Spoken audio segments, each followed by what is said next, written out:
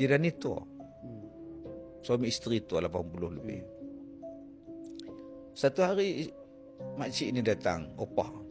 Dia kata, Ustaz boleh tengok Tok Wan? Boleh. Kenapa Tok Wan? Tak tahu. Habis ni badan ni. Saya pergi tengok, dia gatal. Sekali dia gaul, kulit dia mengerupai, jadi macam sisik ular. Satu badan. Dia gaul je jadi sisik ular. Padahal dah masuk hospital, cucu dia pun doktor. Doktor kulit. Tak tahu punca dia apa. Saya kata, saya tak tahu. Kenapa opah tak bagi tahu? Itu pergi duduk di rumah anak. Jadi bila dia gatal, dia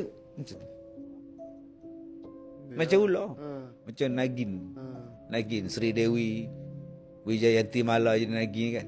Cerita Nagin ni ular. Jadi gesok lah. Gesok. Gesok. Dia gatal. Saya tanya, apa? Ada ke ular masuk dalam rumah baru ni? Dia kata ada. Sebelum sakit ni. Ular tu, dia nak pakai kain telekung. Kan orang tua. Bila pakai telekung semai isyak, bila nak buka dia macam mana? Buka londeh je. Bulat telekung tu. Macam roti canai lah. Saat lagi nak semayang subuh, masuk balik dalam. Tarik balik. Malas nak sidai. Bila nak semayang subuh, tarik-tarik ular dalam telekung tu. Jerit lah orang tua tu. Ada ular. Jadi cucu dia ni, laki-laki, pukul ular tu, buh dalam guni dan campak dalam sungai. Waktu ular tu menggeliat, opah tu kata, macam itulah suami dia, Tok Wan ni menggeliat. Saya kata, apa? Rumah 2 tingkat, saya kata. Ular nak naik betul-betul sini, dia fikir banyak kali, apa? Nak naik tangga ni. Sepatutnya, tak payahlah pukul bunuh dia, halau je. Mungkin itu jin. Jadi jin tu balas dendam balik. Dia marah pada kita. Sekarang ni dia. Sampai macam tu dia bagi ya? Ya. Sebab tu Nabi pesan jangan kita cepat bunuh ular yang masuk dalam rumah.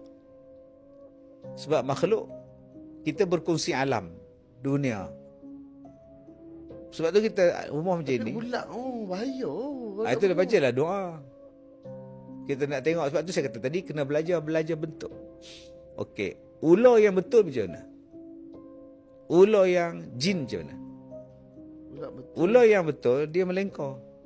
Jalan situ? Dia melengkar, duduk selonggok situ.